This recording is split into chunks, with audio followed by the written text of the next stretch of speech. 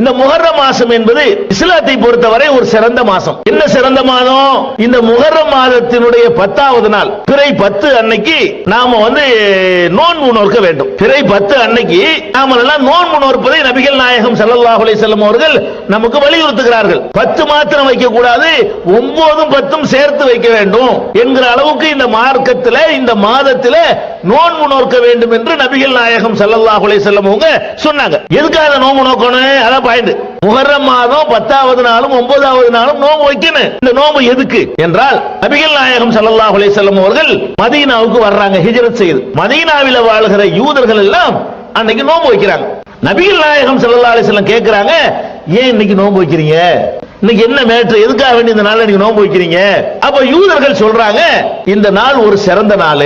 எதனால சிறந்த நாள் என்று கேட்டால், இந்த நாளில் தான் மூசா நபியை அல்லாஹ் காப்பாற்றினான். இந்த நாளில் தான் எங்களுடைய அப்பன் பாட்டன்மார்களை கடலை பிளந்து அதிசயமான முறையில் அல்லாஹ் காப்பாற்றினான். இந்த நாளில் தான் பிராவுன் என்ற ஒரு கொடியவனை கடலிலே மூழ்கடித்து அல்லாஹ் சாகடித்தான், அழித்தான். அப்படி ஒரு சிறப்புக்குரிய நாள். மூசா நபியை அல்லாஹ் காப்பாற்றுவதற்கு எந்த நாளை தேர்ந்தெடுத்துக் கொண்டானோ அப்படிப்பட்ட நாள் இது. அதுக்கு நன்றி தெரிவிப்பதற்காக, அல்லாஹ்வுக்கு நன்றி தெரிவிப்பதற்காக இந்த நாளில் நாங்க நோன்பு வைக்கிறோம் அப்படின்னு யூதர்கள் சொல்றாங்க. அப்ப நபிகள் நாயகம் ஸல்லல்லாஹு அலைஹி வஸல்லம் சொல்றாங்க, மூசா நபியை மதிக்கிறதுக்கு உங்களை விட நாங்க அதிக உரிமை படைத்தவர்கள். ஏன்னா நீங்க பேருக்கு மூசா நபியை கொண்டாடுறீங்க, சமாதியை கட்டு வழிபடுறீங்க, அவங்களுடைய போதனைகளை தூக்கி எறிஞ்சிட்டீங்க.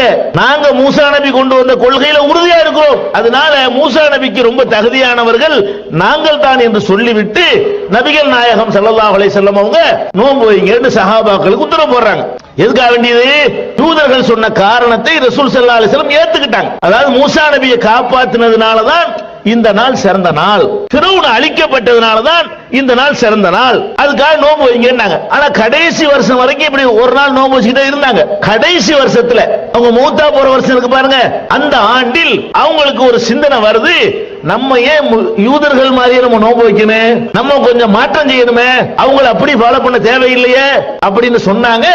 அடுத்த ஆண்டு நான் உயிரோடு இருந்தால் 9வது நாளும் சேர்த்து நான் நோன்பு வைப்பேன் அப்படின்னாங்க. நீ 10 வைக்கிறீங்களே, நான் 10க்கு நோன்பு வைக்குவேன், அடுத்த வருஷம் நான் இருந்தால் 9க்கு வைக்குவேன் அப்படின்னு அந்த முஹர்ரம் மாசம் 10வது நாள் சொல்றாங்க. அடுத்த வருஷம் அவங்க இல்ல, மூத்தாயிட்டாங்க. அடுத்து வந்த ரபியுல் அவ்வல் என்ன மூதா போயிடுறாங்க, மரணிச்சிடுறாங்க. அப்ப நபிகள் நாயகம் ஸல்லல்லாஹு அலைஹி வஸல்லம் அவர்கள் அடுத்த ஆண்டு நான் இருந்தால் 9 நோன்பு வைப்பேன் என்று சொன்ன காரணத்தினால் 9க்கு நோன்பு வைக்கணும், 10க்கு நோன்பு வைக்கணும். இது சுன்னத். முஹர்ரம் மாதத்துடைய சிறப்புன்னு எடுத்துக்கிட்டீங்கன்னா இவ்வளவுதான். அதனுடைய வரலாறு என்று எடுத்துக்கொண்டீர்கள் இவ்வளவுதான்.